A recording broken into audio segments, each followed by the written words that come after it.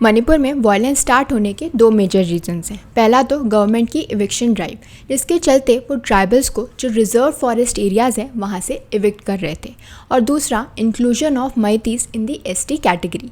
But I was wondering कि मैतीस को ST category के अंदर डाल दिया, इससे कुकीज़ को इतनी प्रॉब्लम क्यों है? इसका बहुत बड़ा रीज़न है, वो ये है कि अब एसटी होने की वजह से मैतीस भी हिल एरिया के अंदर लैंड को ओन कर सकेंगे, जो पहले सिर्फ कुकी और नागा ट्राइब्स के पास ही थी।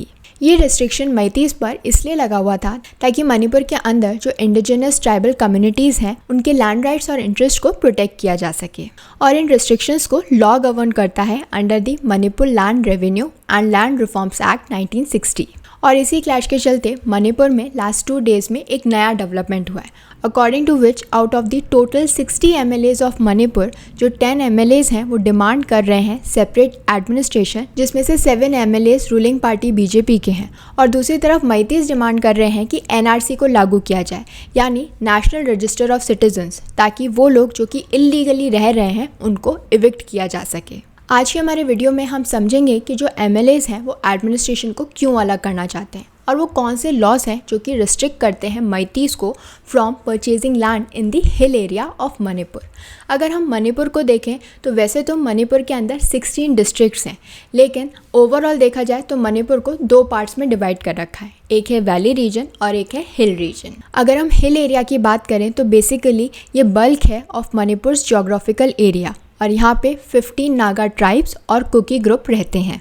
दूसरी तरफ अगर हम ईस्ट एंड वेस्ट इम्फाल की बात करें तो जो कुकीज़ एंड नागाज़ हैं उनका पॉइंट ये है कि जो ट्राइबल एरियाज़ हैं वो बेसिकली है 90% of the states geographical area, लेकिन उनकी शिकायत ये है कि जो बजट आता है डेवलपमेंट वर्क का, it is focused on the Meitei dominated Imphal valley. और मैतीस की शिकायत ये है कि जो ट्राइबल्स हैं वो तो वैली एरिया के अंदर आके लैंड को ओन कर सकते हैं, लेकिन मैतीस हिल एरिया के अंदर जाके लैंड को ओन नहीं कर सकते। तो उन्हें यही प्रॉब्लम है कि ऐसा क्यों है, ये डिस्टिंक्शन क्यों है।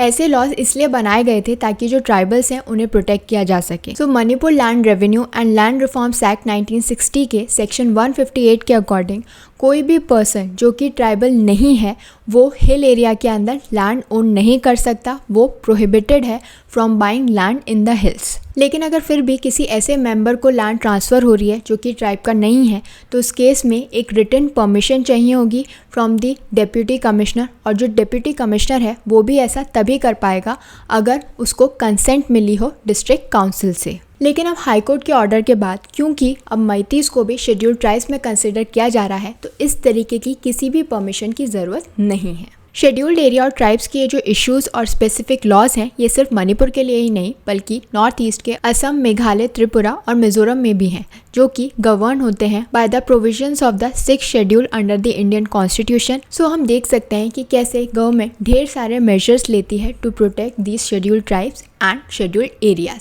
और इसी के चलते कुकी के जो 10 MLAs हैं वो उनको रिप्रेजेंट कर रहे हैं और डिमांड कर रहे हैं एक सेपरेट एडमिनिस्ट्रेशन। MLAs का कहना है कि ये जो पूरा वायलेंस है ये एक्चुअली में मैतीस ने स्टार्ट किया था, क्योंकि उन्होंने जो प्रोटेस्ट की थी वो काफ़ी पीस प्रोटेस्ट थी, लेकिन 3 मई को मैती ने गवर्नमेंट के साथ मिलके टारगेट किया कुकी कम्युनिटी को, जिसकी वजह से कुकी और मैती के जो रिलेशंस हैं वो काफ़ी अफेक्ट हुए हैं, और एक तरीके से इन दोनों ही कम्युनिटीज़ का साथ रहना बहुत मुश्किल है।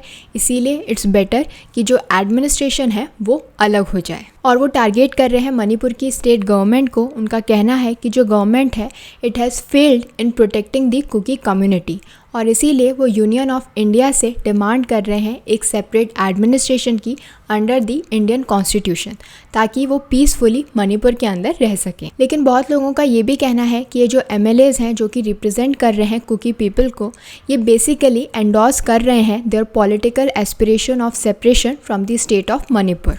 तो MLAs का कहना है कि वो ऐसा कुछ भी करने से पहले लोगों से बात करेंगे, जो कुकी कम्युनिटी है उनसे डिस्कस करेंगे कि उनका इस सेपरेशन के बारे में क्या कहना है। लेकिन जब हिल एरिया कमेटी के MLA देंगांग लोंग गांगमे, जो कि बीजेपी के MLA हैं और चेयरपर्सन है of the hill areas committee, उन्होंने अपने आप को इस डिमांड से दूर कर लिया है। इनफैक्ट जो नागा कम्युनिटी के MLAs हैं उन्हें भी इसके बारे में कुछ भी नहीं पता है, क्योंकि जिस एरिया की बात हो रही है वहाँ सिर्फ कुकी कम्युनिटी के लोग ही नहीं बल्कि नागाज भी रहते हैं, वो भी एक ट्राइबल ग्रुप है। लेकिन इन दोनों ही कम्युनिटी के जो MLAs हैं उनका कहना है कि उन्हें इस डिमांड के बारे में कुछ भी नहीं पता है, उन्हें डार्कनेस में रखा गया है और उनका ये भी क्लेम है कि ये एक कम्युनल डिमांड है और किसी भी MLA ने इस तरीके की डिमांड को प्रपोज नहीं किया है before the hill area committee. अगर हम हिल एरिया कमेटी की बात करें तो इसमें इन टोटल 20 MLAs हैं और ये सभी शेड्यूल्ड ट्राइब्स को बिलोंग करते हैं। इसमें से आधे MLAs कुकी कम्युनिटी के हैं और बाकी आधे नागा कम्युनिटी के हैं। अब आप लोग सोच रहे होंगे कि नागास कौन होते हैं। ये भी एक ट्राइब है जो कि कुकी कम्युनिटी के साथ हिल एरिया के अंदर रहती है और ये जो नागास हैं they are further divided into Naga ethnic groups. ये नेटिव है नॉर्थ ईस्टर्न इंडिया और नॉर्थ वेस्टर्न म्यांमार के। ये जो ग्रुप्स हैं इन सभी के जो कल्चर्स और ट्रेडिशंस हैं वो काफ़ी सिमिलर हैं and their majority population can be found in Indian state of Nagaland and Naga self administered zone of Myanmar और इनकी सिग्निफिकेंट पॉपुलेशन मणिपुर, अरुणाचल प्रदेश और असम के अंदर भी पाई जाती है। और कुकी कम्युनिटी अकेली नहीं है जो कि हाई कोर्ट के ऑर्डर के अगेंस्ट में है। इनफैक्ट जो नागाज हैं वो भी इस ऑर्डर से नाखुश हैं एंड मिस्टर गंगमेई ने अपोज किया है मणिपुर हाई कोर्ट का ऑर्डर और इसे चैलेंज किया है before the supreme court. Manipur के अंदर ऐसी वायलेंट प्रोटेस्ट होना कोई नई बात नहीं है, लेकिन इस बार जैसी प्रोटेस्ट जो चल रही है वो पिछले 30 ईयर्स में कभी नहीं हुई।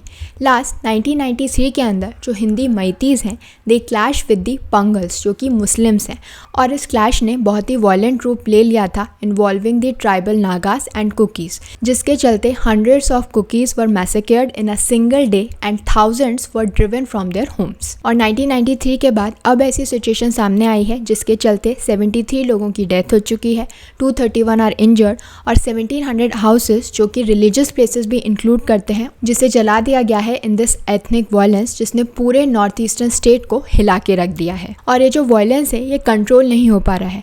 3 मई के वायलेंस के बाद वापस 13 मई की रात को एक फ्रेश वायलेंस स्टार्ट हुआ और इसके चलते जो सस्पेक्टेड मिलिटेंट्स हैं उन्होंने ओपन फायर किया and torched around 10 houses at Torbung in Bishnupur district. और इसी बढ़ते वायलेंस के चलते मणिपुर के chief minister N Biren Singh पहुंचे दिल्ली ताकि वो होम मिनिस्टर अमित शाह और प्राइम मिनिस्टर नरेंद्र मोदी से सलाह मशवरा कर सकें कि कैसे इस वायलेंस को रोका जाए और ये जो डिमांड है MLAs की ऑफ सेपरेट एडमिनिस्ट्रेशन उसका क्या किया जाए। और उनसे डिस्कस करने के बाद ही chief minister N Biren Singh ने इस डिमांड को रिजेक्ट कर दिया है और अश्योर करने की कोशिश कर रहे हैं मणिपुर के लोगों को कि यहाँ सभी ग्रुप सेफ हैं और वो कोशिश करेंगे कि स्टेट के अंदर जो पीस है वो जल्द से जल्द रीस्टोर किया जा सके, क्योंकि अगर एडमिनिस्ट्रेशन सेपरेट हुआ तो इससे कुछ फ़ायदा नहीं होगा, वॉलेटिलिटी और बढ़ेगी और ज़्यादा प्रॉब्लम्स आएगी।